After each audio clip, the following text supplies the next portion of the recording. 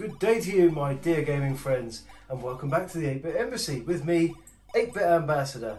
And today, I thought it was worth getting out the Class A's. Had them all freshly pressed for you because I've got something rather special to show you today.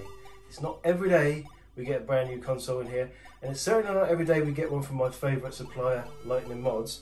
And what I have here, the long-awaited Lightning Modz EliteGo. So pre-orders have been up for a month. And I've got one of the first ones. So this isn't actually the finished article. They've sent it to me before they finished setting up everything, getting all the tweaks and things done. So it's 99% there, but we're going to have a real early look and see what it's like right now. But do bear in mind that they are still tweaking some of the settings on some of the emulators before they release it. So that's what we really pay for with the Lightning Modz product.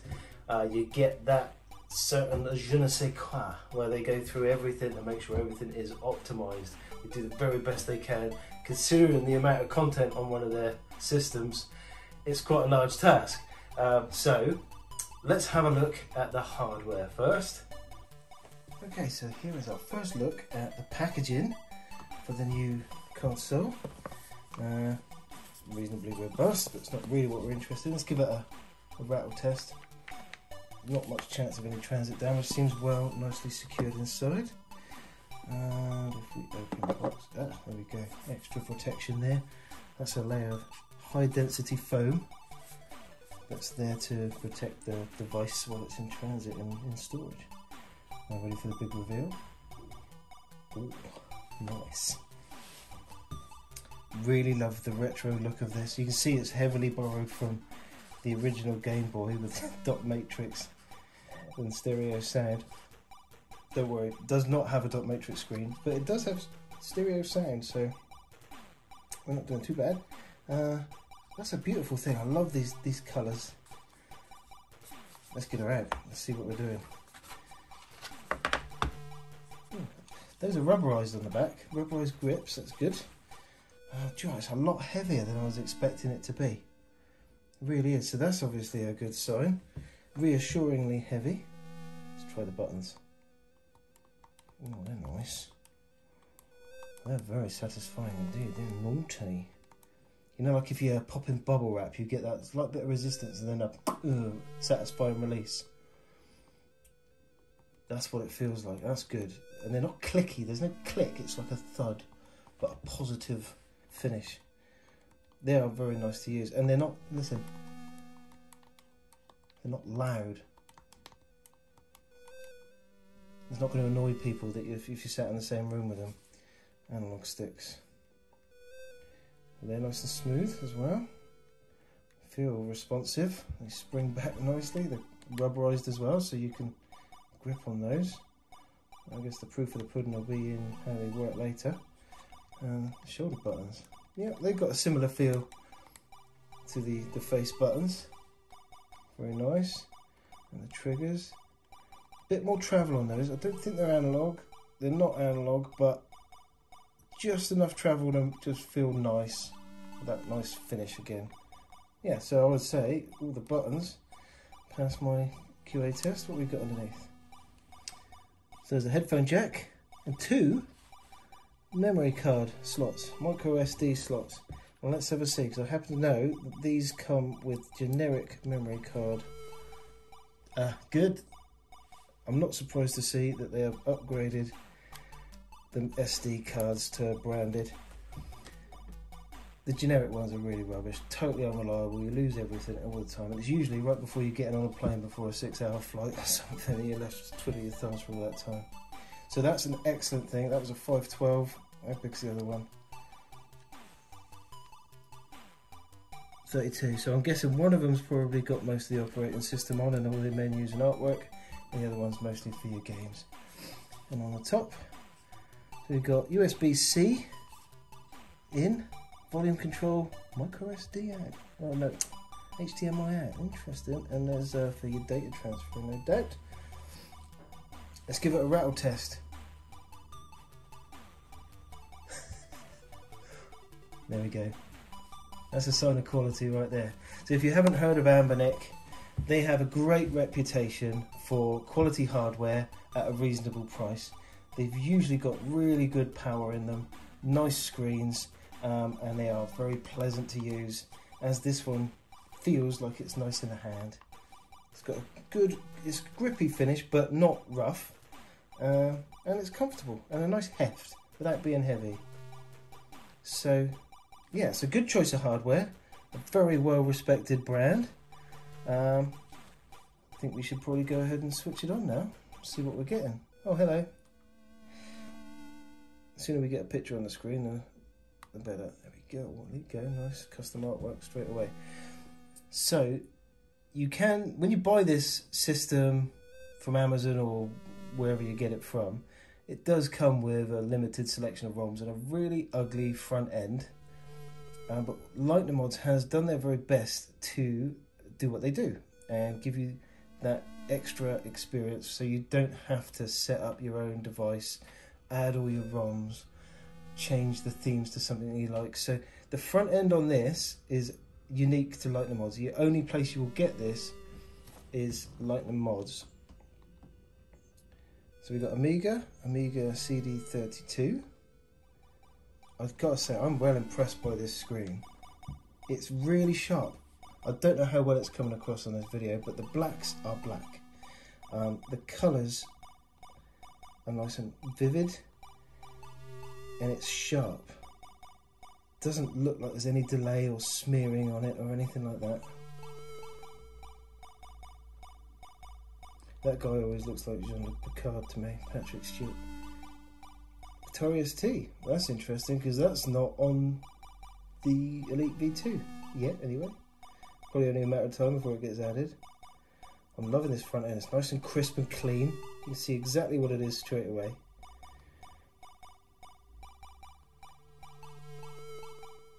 Look at the options in the palm of your hand. Who would have thought that you'd be able to play Mega CD? It's like pocket sized.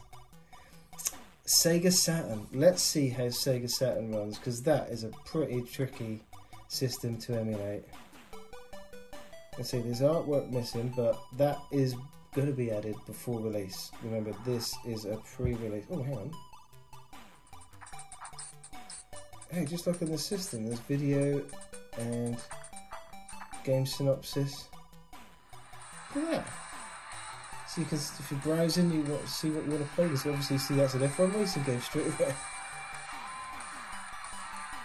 That's pretty impressive to have on the handheld. I didn't expect animated menus. Yeah, but as I was saying, remember this is pre-release, so not all the artwork is available. Let's see if it works the same as you.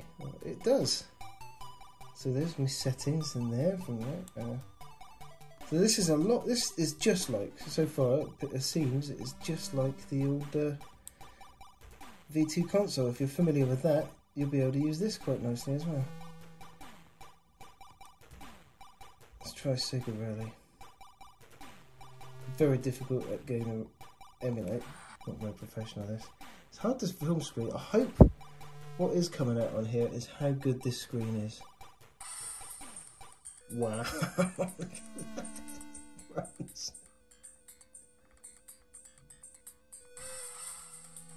That's spot on, isn't it? Look at this. Portable Saturn? Are you kidding me?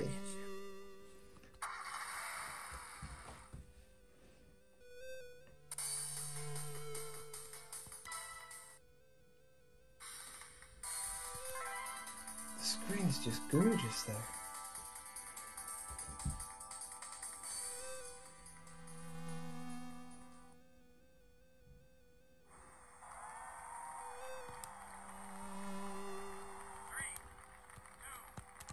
Controls, there we go.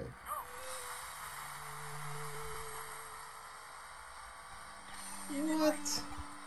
Can't believe we played Sega's Rally on this handheld. And it's spot on. Whoa. Doesn't improve your skill, but it's giving you every chance. There's a tiny bit of glitching there on the track, just a tiny bit. Looks like there's water, but It's not affecting the gameplay whatsoever. Trying to play and watch it on a viewfinder is not ideal. Thanks to, but I think we've proved it runs.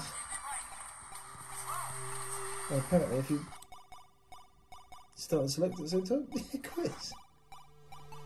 Oh, the artwork's starting to draw through now. Oh, maybe it's just that one. As I say, these things will be fixed. We're not worried about that right now. We're worried about how things play. Dreamcast. You've got to be kidding me. This thing doesn't play Dreamcast.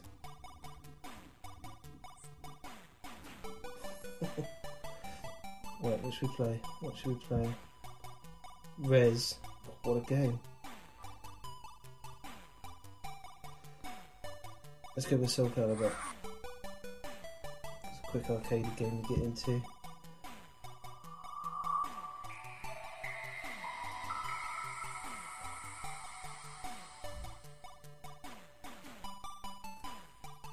If there's one thing that lets it down slightly, it's the sound. It's stereo from these two speakers underneath, but it's a little tinny.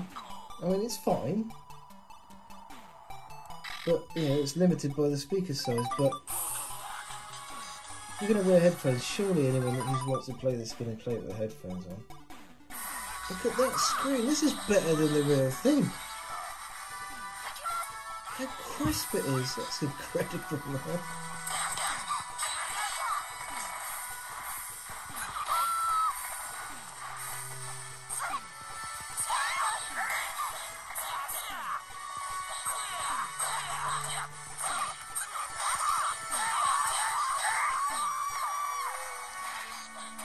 Pretty good. That's flawless. Not a glitch, a stutter, or anything. Look how good it looks. That's amazing. Wow. Game Gear, Neo Geo.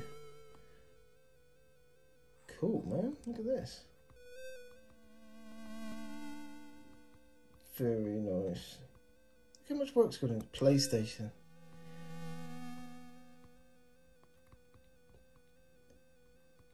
Very, very nice.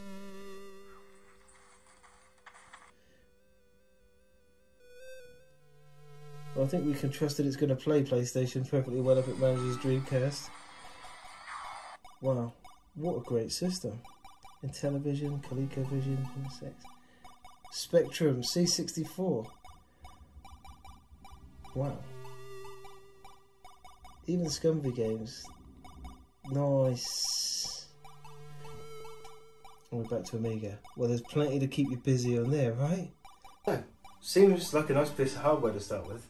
But what if you're not into mobile gaming? Not everyone likes handheld gaming. They want to be on their sofa, you know, in comfort with a nice hefty controller and big screen, awesome sound. I get that. That's fine. But one thing I have found is since I had this, those little micro moments when you've got 5 or 10 minutes before tea's finished, or you get, you know, you're waiting for somebody to get ready so you can go out or something. You can just pick this up, turn it on, and have a blast in 10 minutes. Instead of doom scrolling social media, you can make some progress on that game that you've always wanted to finish. And it just seems more acceptable and more sensible than starting up a TV and console and getting comfortable in the chair. You can sit at the bottom of the stairs and just have a smash at Mario Brothers or something like that. And it's awesome for that. Now, another reason you might want a handheld device is that you can carry it to your friend's house and show off your games, have a session playing the games with your buddies. That doesn't really work so well on one screen.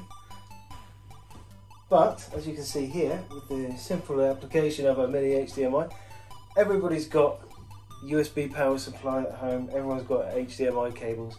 All you really need is a tiny adapter to make with the HDMI mini, and you can connect it to your TV. And you've got full control from this, so you've got one controller here straight away.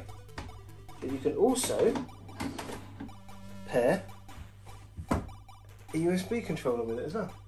I've still got control. Check this out. So, and you can map this, so you've got player 1, player 2, and you can map as many Bluetooth controllers as you'd like. I got so carried away showing you the console, something got the better of me. forgot to show you what else is in the box. So I've got, it comes with a screen protector, so I'm going to install that most ricky tick, and I would imagine this is USB-C lead. Indeed it is. That's good.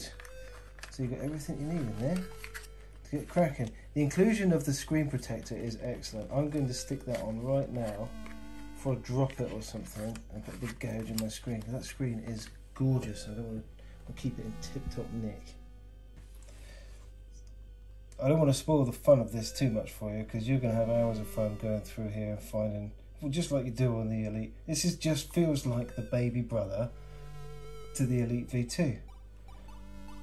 It's got a slightly lighter view, which is what you want when you've got a much smaller screen. It's always a trade-off with handhelds. You want a big screen, but you want it to fit in your pocket. And I think this has got the balance just about right. Any bigger than this, and it's not going to fit in your pocket.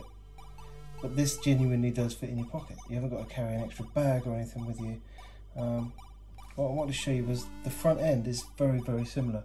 So if you've got the Elite V2 and you're used to using the menus, you've got access to all the same settings that you had before. You can jump straight to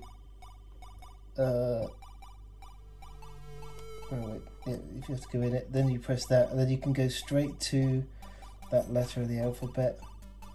You can change the way it displays. I mean, I've barely scratched the surface on this, but all the features that you would have on your Elite V2, almost all of them seem to be present here.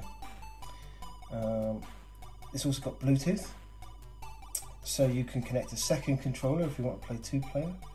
You've got Wi-Fi, so you can scrape your artwork and maybe use that as a local network to add your own ROMs. I don't know about that yet, I haven't looked at that.